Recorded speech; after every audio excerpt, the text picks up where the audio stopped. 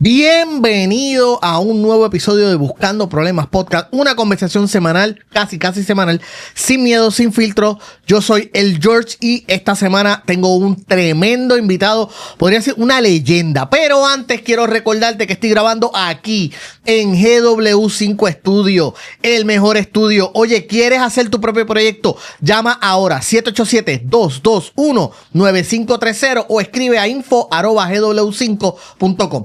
Tú quieres hacer tu podcast, a lo mejor tú tienes un video musical, un proyecto audiovisual, una película, una serie, lo que sea. Llama o escribe y Gaby te resuelve. Dile qué es lo que tú quieres hacer y Gaby te va a encontrar la manera. Este estudio es transformativo, camaleónico. No importa la idea que tú tengas, él lo va a transformar. O sea, quieres hacer un sitio como si estuvieras en exteriores o en un apartamento o en un jangueo o en una discoteca o en un lounge. Te digo, Gaby encuentra la manera de hacerlo posible. Así que llámalo ahora y haz tu sueño realidad. No esperes, que la vida no espera por nadie. Oye, y si me quieres apoyar a mí directamente, recuerda que puedes ir a patreon.com/elgeorge y ahí te puedes suscribir. La suscripción es gratis, pero si te puedes por 5 pesitos, pues mira, me estás ayudando a poder seguir haciendo este proyecto. Como les dije, tengo un invitado que es una freaking leyenda y así mismo es. Yo no estoy mintiendo, no estoy exagerando. Oye, bienvenido Ignacio Peña, mano. Hola, George, gracias por tenerme aquí. ¿Cómo estás? ¿Todo bien? De hecho, gracias a ti, de verdad. Estoy bien pompeado de que estés aquí. Ignacio, tú eres una persona que realmente... a mí me gusta hablar mucho con mis invitados de los temas de lo que es los procesos artísticos y todo eso. Pero me gusta especialmente cuando es gente que ha pasado por lo mismo que yo, que vinimos del mundo que estaba comenzando a ser digital y ahora estamos en un mundo que es completamente digital. Sí, y tuvimos que bregar con ambos lados de esa línea, ¿no? Que se cruzó. Sí. Pero antes que eso, porque antes, a veces, ¿verdad? Las preguntas surgen de una simple conversación. Y antes de empezar a grabar, estábamos hablando precisamente de los podcasts y que pues yo me resistí por mucho tiempo a hacerlos en video. Entendía que audio era la manera más pura de hacerlo, porque la cámara cambia a la gente, la manera en que la gente responde y todo eso. Y estabas de acuerdo conmigo. Y de momento se me ocurrió preguntarte, ¿a ti no te ha pasado lo mismo? ¿No has pensado lo mismo cuando haces un video musical de una canción? Que quizás tú escribas tu canción, tú arreglas tu canción, grabas tu canción, pero al hacer un video musical hasta cierto punto no le estás diciendo a la gente cómo interpretar esa canción. Sí, definitivamente. Eso es probablemente el downside de hacer video y de darle una narrativa de cualquier tipo al oyente. Le quitas un poco del espacio de ellos moverse libremente en tu canción, porque a lo mejor la canción para ellos puede ser una cosa completamente diferente, y al darle ya pues videos y visuales y todo, pues ya está haciendo un montón de trabajo. O sea, siempre se hacía porque la carátula pues ya te va definiendo, el arte del disco ya te va definiendo la estética, no, pero sí, definitivamente, mientras más contenido, como llaman ahora, uno puede hacer, pues yo creo que se queda menos espacio a la imaginación, definitivamente. Es algo, no sé si es bueno o malo, pero es diferente. Como tú dices, lo afecta. Yo creo con eso todo el tiempo, porque yo escribo de cine y escribo de televisión y streaming y todo eso. Y muchas de las cosas de las que escribo son adaptaciones de libros o novelas o cómics o whatever. Y obviamente a medida que tú eres como lector, tú vas haciéndote una idea en tu mente de cómo se ven las cosas, cómo ocurre cierta situación, cómo cierta escena se puede ver, y cuando entonces ves la interpretación artística de otra persona, es el choque. Pero eventualmente esa interpretación artística es la que se queda en la mente de uno. Sí, seguro. Yo te diría que nosotros viniendo de ese mundo donde la cosa cambió. Yo veo la cosa mucho como las narrativas dominantes en la cultura popular, particularmente en la anglosajona, ¿no? Que es la más popular. Y por ejemplo, pensando de esa forma, Lord of the Rings, por ejemplo, es igual que todas las narrativas o los universos que nos entregaron antes de Star Wars, fue una narrativa esa que nos entregaron sin visual, y después alguien vino e interpretó el visual, y ahora el visual de Jackson es como el establecido, ¿no? El estándar, exacto. Vaya, eso es una forma de hacerlo. Después vino un tipo como George Lucas, que yo te diría que fue el primero que nos entregó un universo completo ya diseñado gráficamente por el mismo tipo que escribió el universo. El que diseñó el universo de Tolkien, visual, es otra persona, pero Star Wars es probablemente la primera narrativa importante universal, que probablemente es la más importante, la más famosa de los últimos 40 años, que nos la entregaron ya diseñada gráficamente. Y yo probablemente te diría que el diseño gráfico es lo que le da mucha de la fuerza a Star Wars. Usted sabe que siempre nos quejamos de que pues, las actuaciones son extrañas y que el libreto es regular, pero el diseño gráfico todavía no se ve, todavía tú ves esas primeras películas y visualmente se ven todavía bien. Sí. Las máquinas se ven bien. En esa, en la parte visual, él realmente, yo creo que es el golpe fuerte de él, que tenía la narrativa diseñada ya, súper bien diseñada, un mundo grande, en el mundo, cuando el mundo estaba cambiando full a esa cosa más gráfica. Y después vino Harry Potter, que vinieron los libros, pero después nos entregaron. Yo lo veo de esa forma. Hay dos formas, pues puede ser para mí de lo más arriba es George Lucas, porque entregó su universo diseñado gráficamente. J.K. Rowling lo entregó, pero ya no lo diseñó gráficamente. Hollywood le hizo un diseño que está chévere y es la más exitosa ahora, ¿no? La narrativa más popular que tiene Theme Parks y toda la cosa, ¿no? Pero yo lo veo así. Tolkien pues nos entregó un mundo increíble, no diseñó nada. Yo lo veo de esa forma. Y en el caso tú que eres músico, y obviamente no solamente eres músico, eres entusiasta de la música, eres amante de la música. ¿Te ha pasado, por ejemplo, especialmente antes cuando... Oye, en los tiempos de nosotros que llegaba el cassette, escuchabas el cassette, si acaso lo escuchabas en radio, pero muchas veces si tú eras fanático de una banda, tú decías, pues tal día sale tal álbum nuevo, tal cassette o tal CD, whatever. Yo soy de los tiempos de cassette, para mí era cassette todavía. Tú ibas, lo escuchabas y te hacías una idea, y cuando veías el video y había ese choque, ¿no? De que, diantre, yo lo imaginé de otra manera. Pero como quiera. Ha habido... Tú como músico, como creativo, al fin, dentro del mundo, ¿tú recuerdas alguna canción de alguna de tus bandas que después cuando viste el video te chocó? Tú dijiste, eso no es lo que yo tenía en la mente y es lo que yo cambiaría. Sí, mucho. Yo no pienso que los cambiaría, pero definitivamente, como todo el mundo, hay algunos artistas que visualmente... me atraen más que otros. Hay algunos artistas que la música me gusta más que el visual.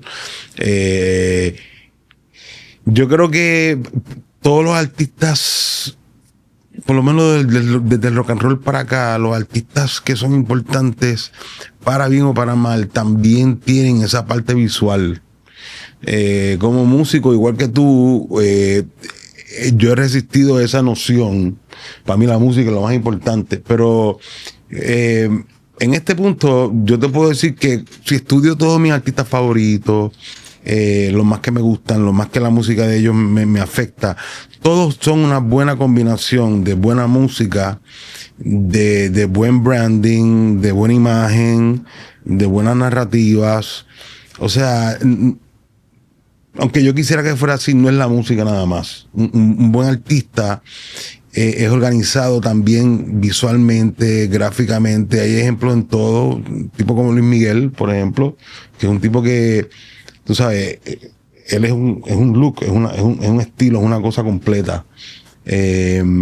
Y los de rock and roll son de los mejores que hicieron eso, porque estaban siempre pendientes, los Beatles, esa gente. Yo vi el otro día a Queen en Londres, fui a Londres y vi a Queen, y Queen es una de mis bandas favoritas. Tú lo dices bien casual. Sí, los que me conocen, yo lo enseñé mucho en mis redes sociales y enseñé muchos videos, pero lo que me hace saber que era un sueño grande. Fui a ver a Queen, por ejemplo, y yo en ese show espectacular cantó Adam Lambert y canta súper bien, chamaco, súper cool. Pero luego cuando anunciaron a Adam Lambert se quería caer. Todo el mundo se quería caer. ¡No! Arrastrándose por las calles, jalándose el pelo, masticando ceniza. Sí, sí. Yo no soy así. Se tuvieron que meter la boca. Sí, yo no soy así.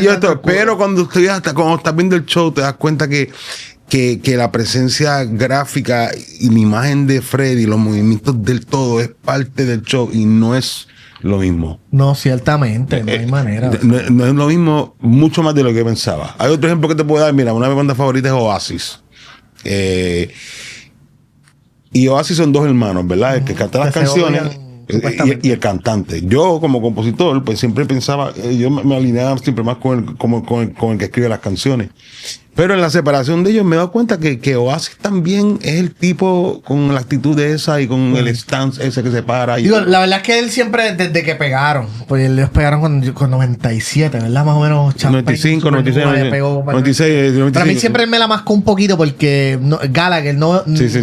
Liam es el cantante. Liam es el cantante. Siempre me la... Porque él se veía que él quería ser John Lennon. Sí. Y es como que... Full, sí. Y entonces ahora de viejo se me hace... Me encantan las canciones. Oye, el disco está cabrón. Ese disco pienso que es uno de los mejores de los 90. Sí. Pero él me la masca bien duro. Es como que nunca tuviste ni el break. De pues yo me sentía así, pero ahora verlo ahora... O sea, es diferente. Yo vi a los dos separados cuando estaba en ese mismo viaje de Londres, los vi y súper cool, pero es diferente. O sea, un artista... Todo funciona bien cuando todo está en su sitio. Las canciones son salvajes, el look está bien, la presentación gráfica está bien, las historias que cuentan son universales. O sea, tiene que tener... No es nada más la música. Y es lo que, y en el caso de Freddie Mercury con Queen, es lo que es ese caso, lo le dicen Lightning in a Bottle, tú sabes. Esas cosas, es algo que no puedo explicar. Ocurre una vez, ¿no? Y una banda favorita, y yo, como músico, una banda de las favoritas mías, yo pensé que está chévere el look, está cool pero no es lo mismo cuando estás allí y ves it's not the same, no es lo mismo. Ciertamente. ¿Viste cuando este chamaquito, cómo es que se llama él? Boone, Josh Boone, cantó con ellos en Coachella? Ay, es que se me olvida el nombre de él, que tiene una canción que se llama Beautiful Thing pegada, que Josh Boone creo que se llama él. No sé, es que lo han comparado con Mercury porque se parece un poquito. El que brinca, sí, lo he visto, sí, el tipo bien talentoso, sí. Y el tipo se presentó en Coachella y cantó con Queen. Sí, lo vi, sí, porque él tiene algo... Hay un Freddie Mercuryismo ahí en él y canta bien y un chamaco está pegado ahora y eso. Pero sí, pero eso es lo que pasa. Que pero Freddie, es irrepetible, ciertamente. O sea, es irrepetible. Sí, Freddie, ¿sabes lo que pasa? Que Freddie era una mezcla extraña del glam ese, la cosa esa estrambótica. But he was still rock and roll, sí. ¿Entiendes? Era un tipo súper rock and roll, ¿entiendes? Y esa mezcla... A mí me atrae mucho. No quiero saber. No es que yo sea mucha de música, pero yo pienso que no hay nada más rock and roll que ser tú mismo. Y seguro, eso totalmente. Freddy se trepaba y era él. Seguro, sí. Y por eso es que no ha habido ni nadie ni él ni antes. Y de la forma más extraña, porque el tipo tiene la cara extraña, tiene la boca extraña, el pelo corto, no tiene nada. Es un tipo, parece que va a limpiar, tú sabes, no tiene. Pero él, había algo así, la voz, todo, pero la imagen, él, cómo se movía, todo, es algo, it's something, importa. Sí. Mira, oye, antes que todo, un saludito a nuestra amiga Angie, que fue la que ayudó a cuadrar esto. Angie, yo no sé si Angie lo escuche o lo vea, porque sé que ella es especial. Pero por si acaso, Angie, nos vemos. Ella lo va a escuchar. Vamos a hablar entonces un poquito, porque ahora vas a estrenar una canción nueva la semana que viene. ¿Cómo se llama? El mes que viene. Vamos a hacer un sencillo nuevo que se llama To The Stars, que... En inglés. En inglés son dos canciones, To The Stars y Longing For Flight, que es un sonido diferente, algo un poco diferente a lo que hemos hecho antes. Pero es como un sencillo que tengo hace tiempo que quiero tirar, que es un tributo a Carl Sagan. Es un poquito acerca del Voyager, que es un probe que mandamos la humanidad. 78, seguro. 77. Exacto, y en el 90 él le pidió a los ingenieros que lo vieran hacia la Tierra y tiró una foto bien famosa que se llama el Pale Blue Dot. Y él hizo un libro, yara. So, es una canción sobre el Pale Blue Dot. Es acerca de eso y del Voyager. Y ahora mismo el Voyager todavía está vivo, y es el ítem humano que más allá afuera está. So, para mí es como un símbolo cool de hasta dónde hemos llegado, por más lejos o por más cerca que sea. So, es acerca de eso, es como un tributo a Sagan y a lo de Voyager y a lo que aprendimos al ver esas fotos, vernos tan pequeños en el Pale Blue Dot. Y para mí eso es bien importante. I'm a big Sagan fan. Y hace tiempo no escucho nada de eso. Es hora de que... Es mi tributo a él. Claro.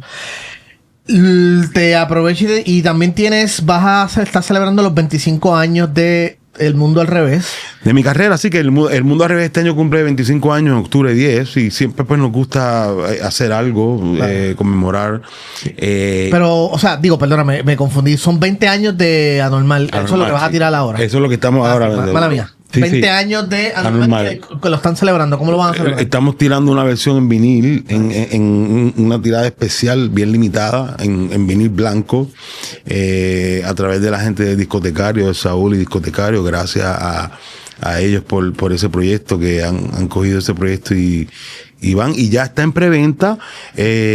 Pueden ir a discotecario.com y si escriben Anormal va a salir ahí y pueden preordenarlo. Hay poquitas copias que quedan, una tirada chiquita, y van a estar aquí en agosto, creo, septiembre temprano. Okay. Que de hecho, para los que están por YouTube, pueden ver la portada ahora mismo de esta nueva edición. Así que, ¿por qué en vinilo? ¿Por qué te dio por hacer eso?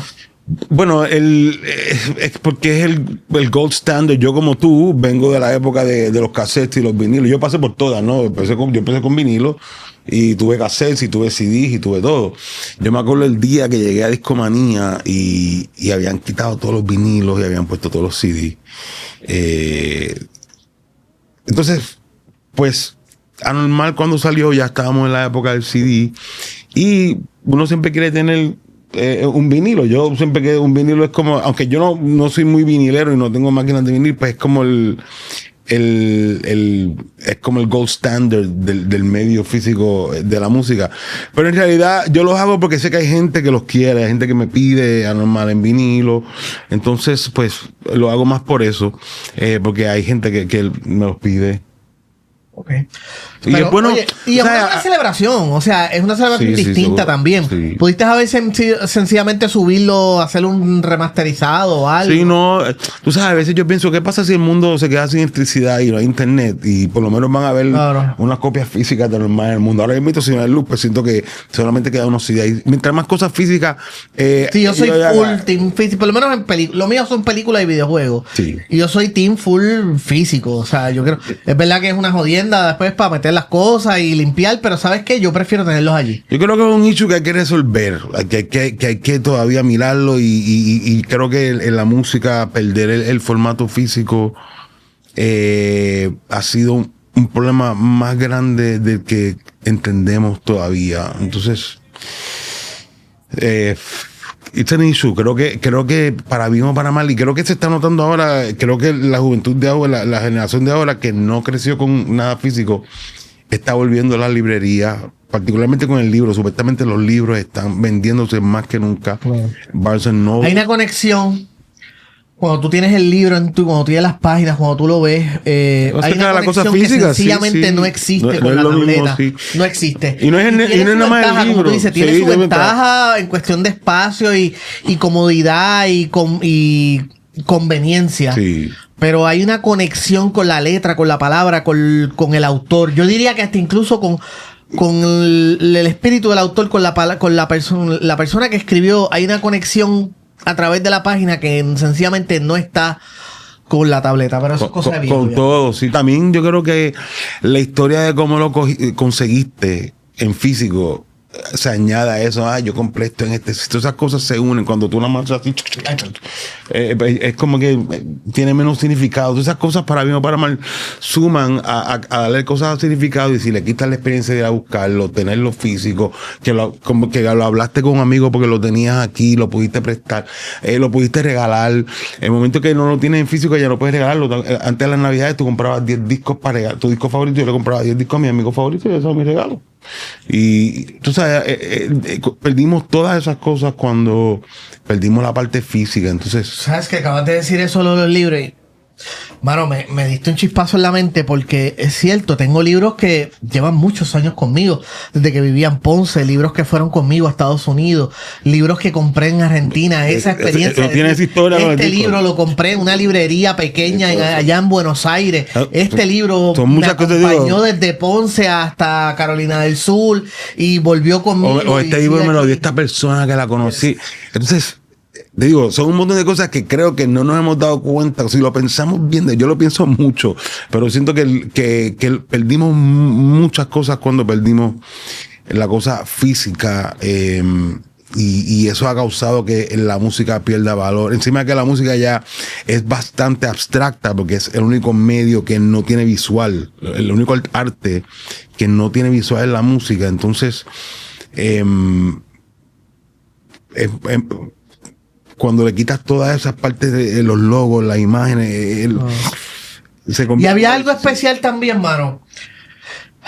Cuando tú comprabas ese primer CD o cassette y te montabas en tu carro porque llegó el nuevo CD, el nuevo cassette de tu banda o tu cantante favorito o quien sea, y tú te montabas en el carro o te acostabas en tu cama a escucharlo con audífonos, y era una experiencia que no la hay, porque ahora pues sí está lo de Spotify, pero mucha gente lo sube y no sé, no siento que no. El abrir el cassette, la libretita que te venía, que antes te venían, jóvenes, antes venían las libretitas así bien largas con donde estaban todas las canciones, los artes. Yo me acuerdo todavía para mí. De hecho, la primera vez que fue un choque bien grande para mí fue con un disco, un cassette de Iron Maiden. Estoy hablando, ¿cuál fue que tiraron como en el 88? Power Slave, Summer in Time. Estoy tratando de acordarme el nombre, pero me acuerdo porque en la portada o en la contraportada del cassette era había un arte que a mí me chocó porque yo era un chamaquito, yo creo que yo estaba como en sexto grado.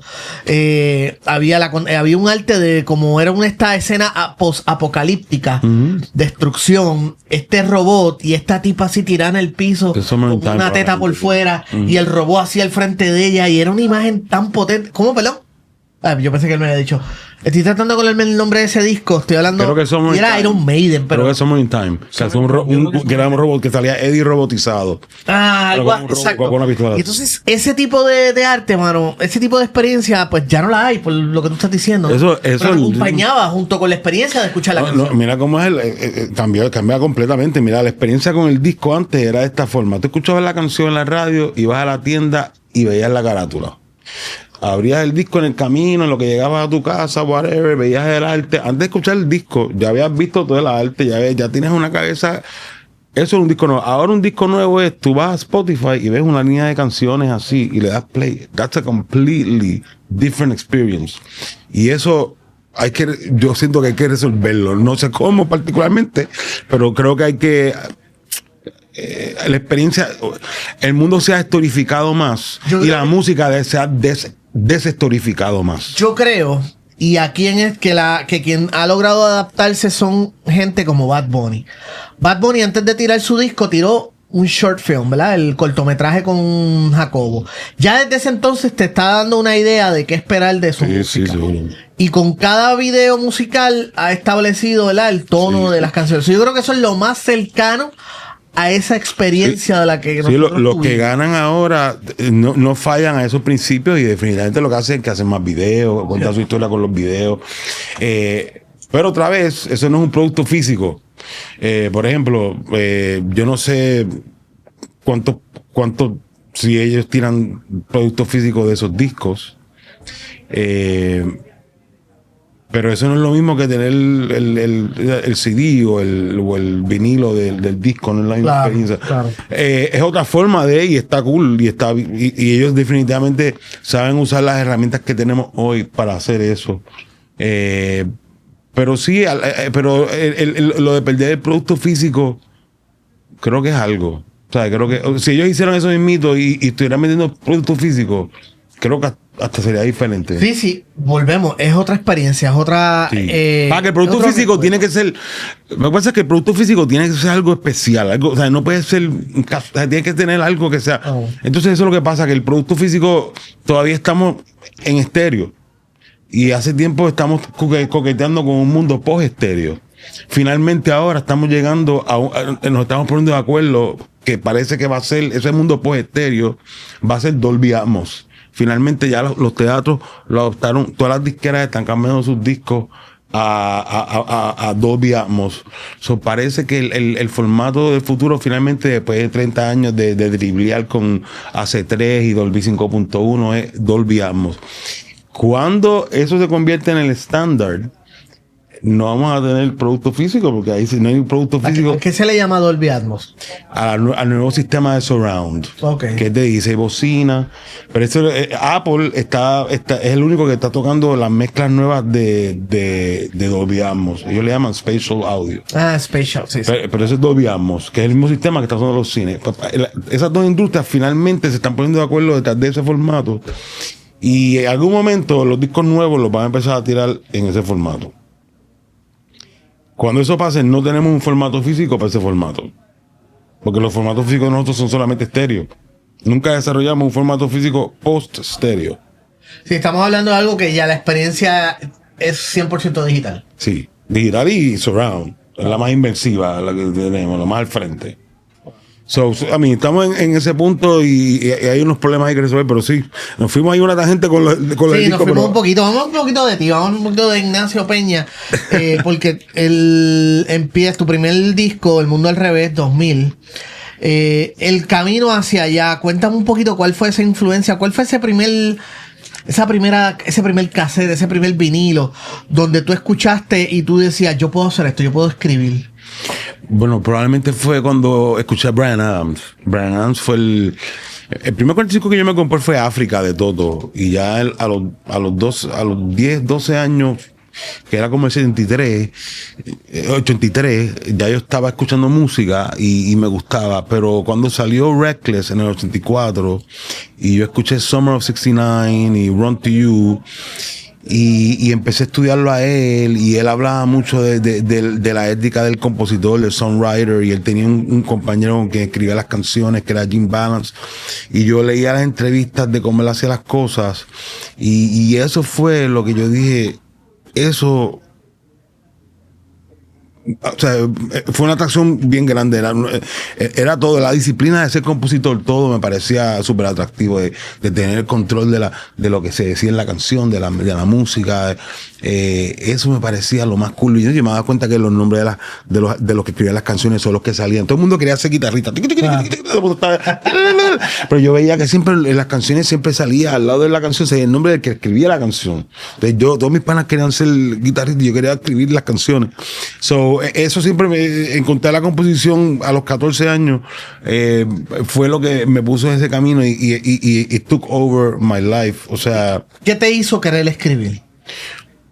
Pues yo supongo que es lo de querer decir lo que uno quiere. En ese momento, pues, mis papás se estaban divorciando, me colgué ese año de la escuela, me botaron, estaba pasando por unas cosas, y era como el rock and roll y la música era como una forma socialmente aceptable de poner tu coraje y de llamar la atención, pero yo creo que era el poder de haber visto a los Beatles, de haber conocido a los Beatles, y la música me gustaba, y me gustaba tanto que yo quería hacer eso. Pero el primero que pensé, yo puedo hacerlo, porque era como un tipo normal, fue Bryan Adams. Que me gustaba que era un artista, sí, que no tenía accesible. Sí, no era un tipo normal, no tenía pelo largo, ni pantalla, ni tatuaje. Era un tipo normal, next door, tú sabes. Entonces eso me pareció atractivo.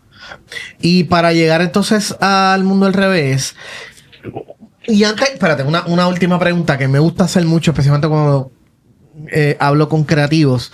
Tu proceso, la parte mecánica, que es sentarte a escribir. Tú eres de las personas al día de hoy, de las personas que necesitas que la musa te llegue. O sea, tú dices, oh, espérate, me llegó algo, dejo de hacer lo que estoy haciendo y me pongo a escribir. O lo abordas de una manera un poquito más mecánica, en el sentido de que a las 4 de la tarde me siento y escribo.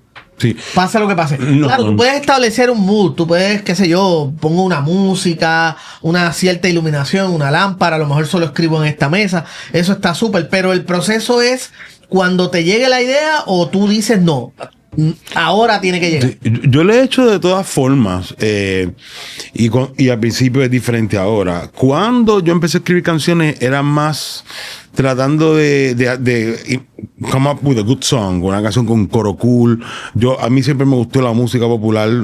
Yo no soy de música extraña. A mí me gusta, yo estudié los fenómenos famosos y me gustaba todas las cosas, la música popular. La gente siempre habla, no, la música popular, a mí me gusta la música popular. Lo más que me gusta es escribir una canción buena, popular, que la gente quiera cantar. Eso para mí es lo más, la música, el arte más, lo que yo quiero hacer, el más alto. Uno puede hacer sinfonía y eso, pero para mí la música por una canción, escribir una canción memorable es lo máximo.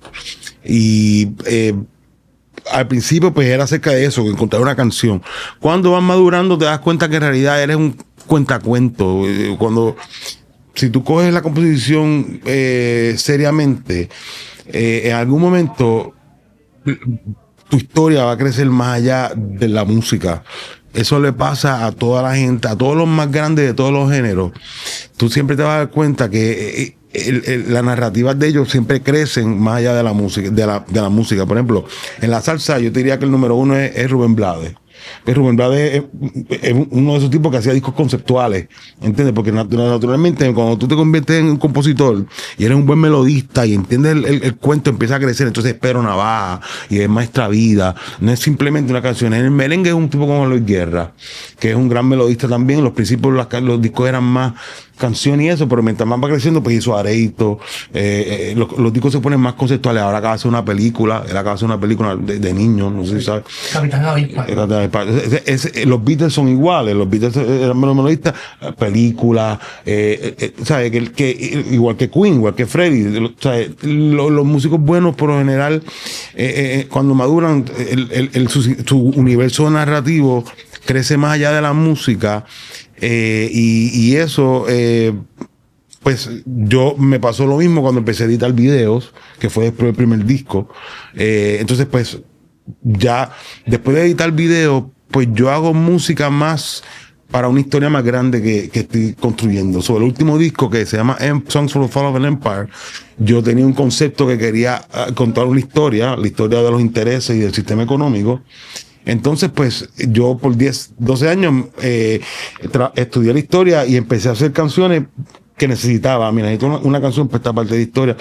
La hice más de esa forma. He escrito canciones en un cuarto con 2 personas.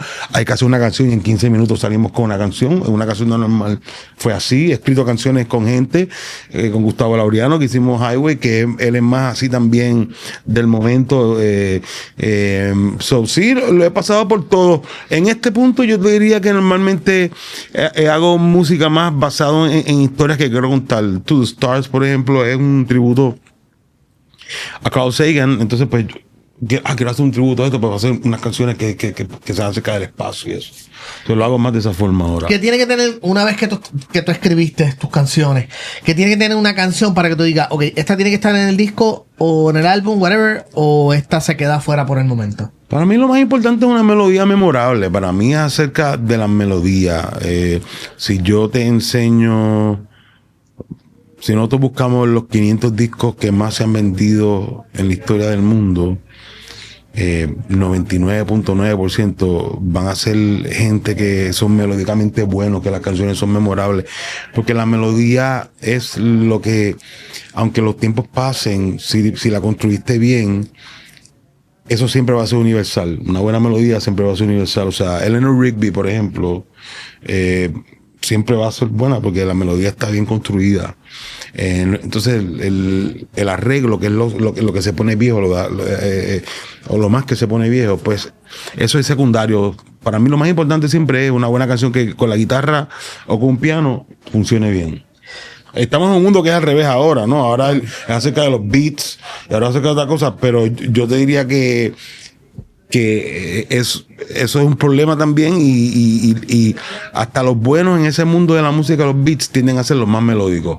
O sea, en el hip hop, los más melódicos son los más grandes. Dr. Dre, Biggie, Eminem, son tipos que tienen buenas melodías. Claro. Y tuviste esa convención. ¿Por qué Puerto Rico se tardó tanto en entrar a lo del rock en español? Eso siempre ha sido un tema bien de contención. Sí. Cuando el rock en español pega en Puerto Rico, yo lo viví, fueron bien durante los 90, ya era viejo, ya era un fenómeno viejo en América Latina. De hecho, por eso es que mucho de la música que pegó aquí, que pegó vieja para allá, era música de protesta o música revolucionaria, era porque era una respuesta a lo que estaban pasando en aquellos momentos. Y el rock en español llega a Puerto Rico a los 90 y aunque aquí hubo una muy buena escena de rock en español y la sigue habiendo, pero en los 90 hubo un boom bien grande. Pero ¿por qué eso llegó tarde hasta cierto punto a Puerto Rico? ¿Tú crees que quizás ¿Cómo que se llama tu podcast? Buscando Problemas?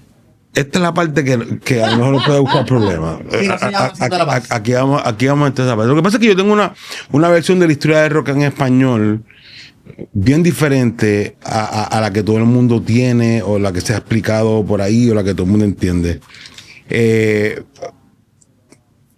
Para empezar, el rock en español, el primer rock en español que le dio la vuelta al mundo y probablemente el único, es puertorriqueño y fue Menudo. Menudo era rock en español. En la época gloriosa de ellos, eran discos bona fide de rock en español que se hacían en España por dos músicos españoles, que uno se llama Carlos Villa y Alejandro Monroy. Muchos de esos discos estaban llenos de canciones que eran covers de bandas de rock en español españolas de los 60. Y del 80 al 85, que fue cuando salió Súbete a mi moto, Rock Chiquillo, que fue la época de Menudo, 5 discos, Rock Chiquillo, Por Amor, Una aventura llamada Menudo, A Todo Rock y Evolución. Esos 5 discos, que son los discos que están todas las canciones que todo el mundo conoce. No soy yo. Esos cinco discos que son las que tienen las canciones que todo el mundo conoce, yo te diría que es rock en español 101. En el 80, cuando salió Súbete a mi moto, ninguno de los rockeros de rock en español que ahora conocemos como rock en español, casi ninguno estaba en la escena todavía. Y los que estaban en grupos locales.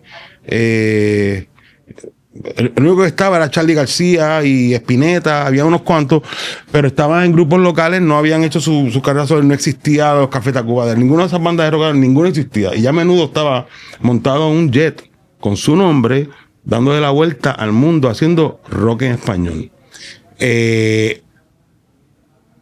Antes de eso, tenemos a José Feliciano. José Feliciano estaba en la televisión americana tocando con los rockeros de los 50, con Bing Crosby, con todo el mundo con la queja en el piso desde el 62, desde antes que los Beatles llegaran a Estados Unidos. Ya José Feliciano estaba en la televisión tocando. Y él después tuvo su carrera con Light My Fire y después tuvo su momento más rockero, que fue cuando fue el primero que cambió el himno nacional americano en los playoffs de las ligas, de las grandes ligas. Y por hacer el año antes de Hendrix, el año antes que Hendrix hiciera el de él, Feliciano cambió el himno y they banned him for 5 years de la radio. Para mí el rock en español, el primer rock en español que le dio la vuelta al mundo fue de Menudo, es de Puerto Rico. No solamente eso, la gente no sabe esto. Después del 80-85, Menudo, ser eso que eran, cuando cambiaron a inglés, los productores de Miguel Mateo estaban buscándolos para que ellos hicieran covers de las canciones de Miguel Mateo. Miguel Mateo todavía estaba pequeño en Argentina y estaba tratando de meterse en México. Y esto está en la biografía de Miguel Mateo. Cachorro López, que es el productor de él, explica cómo ellos estaban tratando de que Menudo hiciera covers de canciones de Miguel Mateo, porque ya Menudo era bien grande Menudo y sabían que si ellos ponían las canciones de Miguel Mateo a través de Menudo, le abrían el paladar a los niños mexicanos, a la juventud mexicana, para el rock de Miguel Mateo. Efectivamente, eso fue lo que hicieron, y del 87, 88, 89, Menudo cubrió como 10 canciones de Miguel Mateo, que ahí fue que Miguel Mateo se convirtió, y ahí empezó esa ola de rock en español. Yo recuerdo, Miguel Mateo fue mi primer concierto, que fui con mi prima linda, y fue en la playa. Fue un concierto que él dio en la playa en algún momento del 89, 90, por ahí. Todo lo que me estás diciendo, pero, ok, tienes razón. Técnicamente, en términos técnicos, pues tienes razón. Tenemos el paperwork. Ellos llegaron a Nueva York. Pero tú sabes que a lo que yo me refiero es al tipo de rock que tú ibas al pop a escuchar o ibas a la barra a escuchar. Pues, entonces, esto es lo próximo. Esto es lo que pasa. La mayoría del rock en español, este es el próximo comentario controversial para buscar los problemas. ¿Qué pasó después de ahí? Como explican en Rompan Todo, pasó algo terrible, para mí terrible, que a todo el mundo le encanta, en el 88. Y que fue que Gustavo Santaolalla decidió, o un grupo como él, decidieron que el rock en español debía ser una mezcla del rock de verdad y las cosas típicas de todos los países. Entonces Gustavo Santaolalla se fue y hizo un disco con Café Tacuba en México, hizo un disco con Puerto Rico con Puya, hizo con Juanes, hizo en Colombia y hizo todos esos discos. Entonces para mí pues esa intención está buena y todo, está chévere, está bonito, pero yo creo que ese es el principio del final del rock, porque ahí es cuando empezó a dejar de ser rock. Y para mí, Menudo no tiene ese problema tanto. Menudo es más puramente rock, europop, hecho por dos españoles que estaban completamente informados por el rock más importante, los Beatles, y eso es Menudo. Entonces Menudo tiene la música de Menudo tiene menos de ese problema. Entonces el rock en español de ahí en adelante, si yo te busco los primeros 10 discos, están llenos de música que dice que es rock, pero no es rock. O sea, Matador, por ejemplo. Bueno, pero ahí no estamos entrando entonces en el hecho de que puede calificarse como folk rock. O sea, porque si lo estás haciendo basado en la música de tu país, es folk. Pero sigue teniendo elementos de rock. Sea la guitarra, sea la batería, sí, pero lo que pasa es que el elemento elementos. Sí, pero si lo estás combinando, pues podría caer entonces en pues decíamos, es folk rock en español. No decían que era folk rock, decían que era rock. Es folk, es folk. Si lo hubieran camina como un pato. Si lo hubieran llamado folk nouveau o folk, neofolk, pues eso hubiera sido un poquito más de esto. Pero el problema es que el rock, como todo, mira, todos los géneros musicales tienen son 3 niveles. Primero tiene el nivel fundamental, que es las canciones. El segundo nivel, que es el arreglo, la guitarra y eso. Y el tercer nivel, que es la producción. Entonces no puedes tener rock si la canción abajo no tiene el movimiento rítmico del rock. Y el rock, todas las músicas hay 2 vertientes. O empujan lo que se llama el downbeat, o empujan lo que se llama el upbeat. El rock y el hip hop y todo lo que viene de allá empuja el downbeat. Es tú, pa, tú. El reggaetón, la cumbia, el merengue, todo eso empujan el upbeat. Entonces es un poco como sal y azúcar.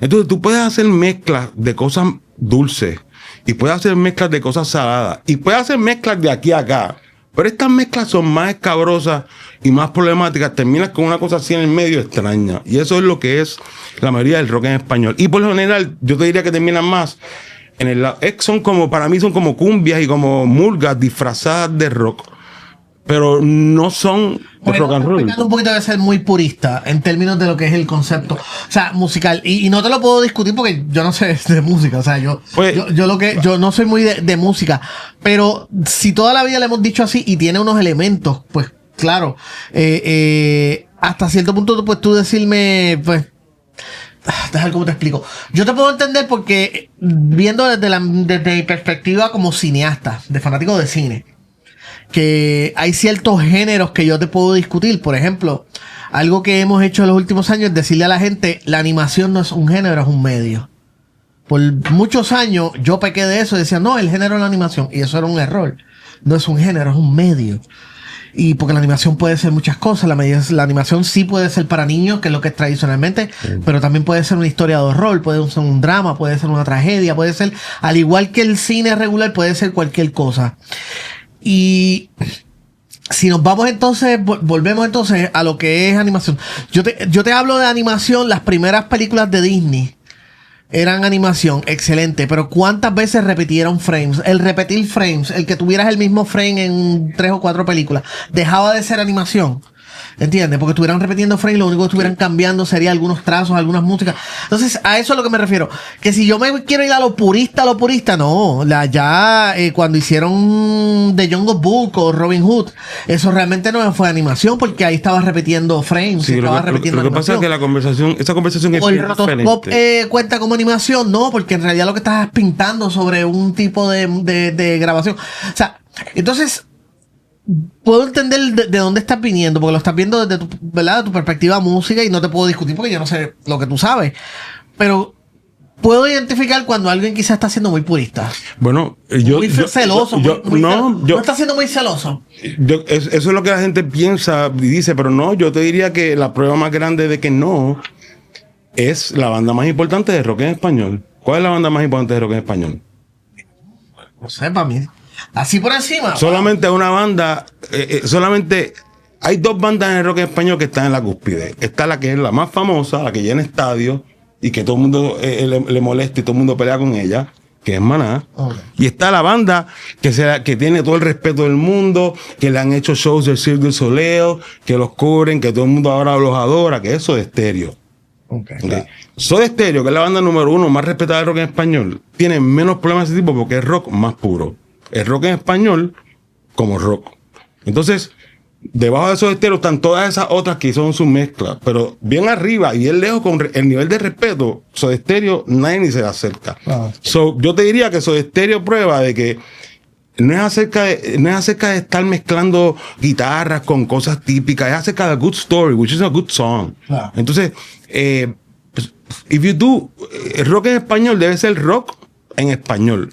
No es que no se puedan mezclar las cosas y eso, pero, o sea, en un género que es sólido y que es saludable, hay un grosso de bandas de rock y 2 o 3 bandas experimentales alrededor. El rock en español es como 2 o 3 bandas de rock y un montón de bandas experimentales inventando 10,000 cosas. Entonces, creo que eso fue el principio del final del rock. Cuando, especialmente en el documental de Rompan Todo, creo que es el episodio 4, como a los 18 minutos, cuando Caifanes decidió hacer La Negra Tomasa en rock, que es una cumbia, y ellos se crean que eso es rock, y que el público se crean que eso es rock and roll, para mí ese es el principio, el final del rock en español. Entonces, todo eso que ustedes llaman la época gloriosa del rock en español de Puerto Rico, para mí es el final, fue la entrega hacia lo que tenemos ahora.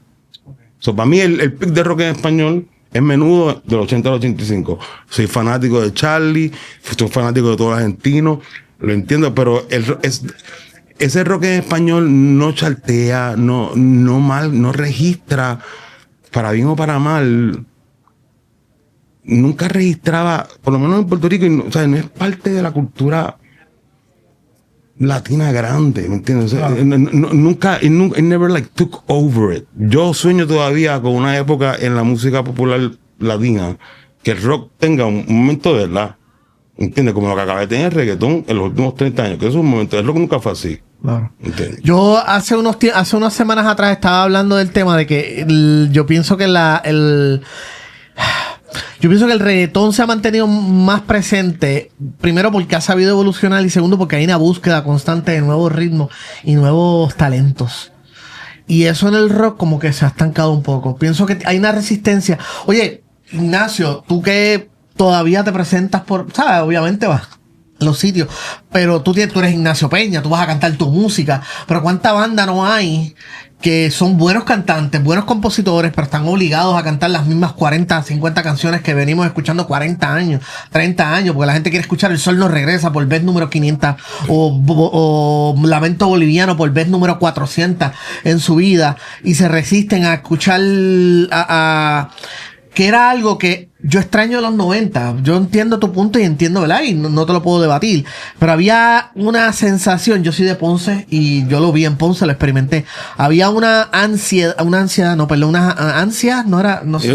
Yo sé, un deseo de decir, voy para tal sitio porque hay una banda nueva y quiero escuchar la banda nueva. Entonces eso se perdió un poquito. Ahora la gente va al jangueo, al vacilar, pero a escuchar los 500 tributos de las mismas Sí, no 30 bandas y las mismas 50 canciones de los últimos 50 años. Sí. Entonces les encojona que lo que traigan aquí es reggaetón. Bueno, porque están todo el tiempo renovándose, están todo el tiempo tirando artistas nuevos, están todo el tiempo tirando gente nueva. Entonces viene Colombia y le come los dulces y entonces la gente, pero ¿cómo es posible que este tipo llena 4 Coca-Cola? Bueno, amigo, porque hicieron el trabajo, son artistas nuevos y es un género donde esa audiencia está ready y está deseosa y yo pienso que ahí es donde nosotros estamos fallando. Pues mira, lo que pasa es que ahí pasan unas cuantas cosas. El rock, por empezar, el problema con el rock es que el rock sí ha cambiado y se ha movido, pero el rockero puertorriqueño, por lo menos, no se ha enterado. La mayoría y no es un problema puertorriqueño, la mayoría de la gente no se ha enterado. O sea, yo te diría que el rock ahora es básicamente la electrónica y hay unas bandas en ese mundo que son las bandas del rock moderno de ahora que son súper grandes en UK y en otras partes como Real Blood, gente como Justice, y el rock de ahora es completamente diferente y aquí nadie lo conoce. Y es grande en Europa. Tírame un par de recomendaciones de gente ahora mismo, si tú ves a la gente que escuche esto y diga, escúchense esto. Pues eso te dije, ahí está Real Blood, está Tame Impala, está Just en el lado más de electrónica, que son como, están en la línea, porque para mí donde el rock está ahora es la línea de rock que se está mezclando, no ahora, hace tiempo, se está mezclando con la electrónica. Y eso empezó con Daft Punk en el 2000. Daft Punk para mí fue la transición a eso. Y Daft Punk, después de Daft Punk salió Real Blood, y ahí está Justice. O sea, esas dos principalmente, yo te diría que es donde está el rock más adelante ahora, de ese tipo. Pero el rock, el universo de rock se está moviendo. El problema es que la lupa del mundo se alejó del rock en los 90 y como el proyecto americano se empezó a concentrar más en el hip hop. Y todo eso que ha pasado con el reggaetón y eso, para mí eso es la continuación del proyecto americano de la guetificación de la cultura popular. O sea, en MTV, por ejemplo, cuando empezó MTV Raps, que fue en los 90, el rock poco a poco empezó a dejar de ser lo principal y el rap se convirtió en lo más importante. Entonces, para mí lo del reggaetón y todo eso es un reflejo de eso que está pasando en Estados Unidos. Y seguro, como eso es lo que ha estado los últimos 20 años en la lupa, ¿no? Eso ha sido el rock de ahora, ha sido el hip hop por los últimos 30 años, por lo menos. Hay más movimiento ahí, se ve más porque está esto, pero el rock se ha movido y el problema es que el rockero base no se ha enterado. Por ejemplo, mira, yo fui a ver a Def Leppard el otro día, ¿verdad? Def Leppard, los discos de Def Leppard salieron hace 40 años. O sea, Def Leppard es ahora mismo cuando nos salimos como música a los 40. Ajá. O sea, música anciana. El estadio estaba lleno. Yo te garantizo que la mayoría de la gente que estaba ahí no se ha enterado de lo que ha pasado en el rock después de que ellos no estaban en high school y eso. O sea, aquí nunca traen una banda que está pegada en los últimos 5 años de rock porque no estamos pendientes, no está en la radio. Solamente el rock que pueden traer es el rock que alguna vez estuvo en la radio. Claro. Y algunas excepciones como Paramore y eso, pero son las más famosas americanas. Pero yo te diría que pasa mucho con eso. Es una combinación de cosas, pero el rock no está... o sea, obviamente la lupa está en la cosa ahora cool es el hip hop y ahora es otra cosa, ahora es los influencers, ahora es menos todavía, ahora es más complejo, tú sabes. Pero yo te diría, yo lo veo de esa forma. Hemos hablado de todo, pero tu carrera. Está bien. Pues esas son las cosas que no salen casi nunca. Sí. Mira, entonces haces El Mundo al Revés en el 2000, luego Anormal en el 2005. Hay mucha gente, tú tuviste la característica de que muchas veces sale este primer disco, pegó, o el artista pegó, llega el segundo y hay un choque porque, no sé, no es lo mismo. En tu caso fue lo contrario. Anormal fue un éxito anormal. Y pienso, y dime tú, si cuando tú vas a tu show, esas no son las canciones que la gente tiende a responder más. Yo te diría que hay como dos campamentos de Ignacio Peña. Están los que son más pro el Ignacio Peña del Mundo al Revés y los que son más el Ignacio Peña de Anormal. ¿Qué diferencia hay entre ellos? ¿Qué tú crees que los de...? Bueno, porque uno es... Pues yo te diría que El Mundo al Revés es más como un disco de un cantautor, o sea, con mucho respeto, como un disco que haría alguien como Billy Joel o Elton John, ese tipo de singer-songwriter album de rock. Anormal es más como el disco que haría una banda de rock, como Oasis o como U2 o una banda así. Son sonidos bien diferentes, son tonos bien diferentes. Hay 4 años entre los discos, hay mucha distancia y mucho pasó entre medio de esos 2 discos. Pasó 9/11, me convertí en editor de video, pasaron muchas cosas. Entonces son discos bien diferentes y hay gente que odia Anormal y que ama el mundo al revés, y hay gente que ama Anormal y odia el mundo al revés, hay gente que le gustan los dos. Sí, hay gente que para los dos lados, sí. Cuando te toca recordar, cuando te toca escribir, cuando te toca sentarte a escribir, y lo que estábamos hablando ahorita, de que tu proceso es de que, tu proceso escrito, a estas alturas, ya tantos, ¿verdad? Luego de tus primeros discos, tu proceso es más dentro de lo que ha pasado en tu vida o tu alrededor. Yo nunca... Porque mencionaste el 9/11, y eso es algo, obviamente, una situación externa. Sí. Algo que te pasó, pero eso continúa en tu vida. Por ejemplo, tú te inspiras, me hablaste al principio de que tú empezaste a escribir para desahogarte de las frustraciones que habían cuando eras joven, o sea, cuando eras chamaquito, que tus papás se divorciaron, toda esta mierda, la mierda de ser adolescente, whatever. Ahora, en este momento, ¿de dónde sale eso? Yo siempre me he considerado como un cronista. Yo trato de capturar el mundo alrededor de mí en los discos. Es normalmente, yo creo que hablar de mí particularmente es un poquito más aburrido. Yo trato de encontrar situaciones universales, cosas que me pasan a mí que pienso que le pasarían a todo el mundo. Pero siempre trato de hacerlo acerca de yo como un observador de lo que pasa y como un comentarista, ves el mundo al revés, como es de esa forma, es yo mirando el mundo, es comentando sobre lo que está pasando. Anormal es un disco que es más como una historia particular, y se puede interpretar que es como mi historia, pero es la historia de cualquier persona que pasa por una prueba grande, tú sabes. Entonces, yo me gustaría pensar que yo trato de capturar momentos que todo el mundo les pasa y que hopefully se van a ver en ellos. Pero no es... Yo soy bastante aburrido. Yo no creo que no tengo tanto que... En mi vida así no hay nada así fantástico. Yo creo que en el mundo alrededor de mí, en mi perspectiva, a lo mejor hay algo más interesante, pero no hay nada así de Ignacio Peña que sea como, my God, yo tengo algo especial y soy la mente. Mira, Ignacio, nuevamente, dentro de un mes estrenas una nueva canción, Pale Blue Dot. No, To the Stars. Basada en The Pale Blue, inspirada en The Pale Blue Dot, un tributo a Mr. Carl Sagan. Correcto, que va a estar obviamente ya disponible en todas las plataformas de audio, Spotify, todo eso, Apple TV. Y tienes en preventa el vinilo de Anormal, sí, nuevamente, que lo pueden ver ahí aquellos que están en YouTube. Así que esto va a ser la edición limitada. Una edición bien limitada, discotecario.com, la primera vez que va a estar Anormal, está sonando espectacular, no se lo pierdan. Y lo pueden preordenar desde ya. Ya, sí. Edición limitada. Deben de preordenarlo desde ya. Tienen que preordenarlo, edición limitada. No van a tirar mucho. Si se acaba, después de estar llorando, lo escuchaste aquí. Exacto. Ignacio Peña, ¿dónde te consigues en redes sociales? Estamos en Facebook, en Instagram, Ignacio Peña Oficial, en todos. Eso sí, estamos en todo. Te buscan así, Ignacio Peña, sí. Y en todas las redes y te encuentran. Oye, gracias nuevamente por venir. No, gracias a ti. Estuvo demasiado bueno.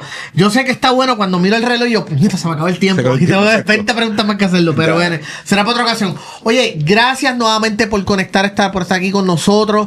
Gracias. Recuerda, GW5 Studio, el estudio cumple tus sueños. Tienes un podcast en la mente, aquí es donde lo vas a hacer. Llámate al 787-221-9530. Comunícate con Gaby o a info@gw5.com. La idea que tengas, explícasela a Gaby, Gaby la va a hacer realidad. O si tienes un proyecto audiovisual, vas a hacer una película, un comercial, un video musical, todo ese tipo en exteriores, también Gaby te resuelve. Así que escríbele o llama ahora mismo. Y conmigo, apóyame. Vete a patreon.com/elgeorge y suscríbete. Si te puedes suscribir por $5 al mes, me ayudas para que esto pueda continuar. Y yo te tiro siempre un par de cositas adelantadas o una que otra cosa extra para que agradecimiento. Gracias por conectarse. Gracias nuevamente, Ignacio, por estar aquí. Mucho éxito.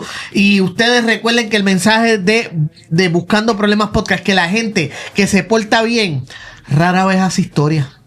Exacto.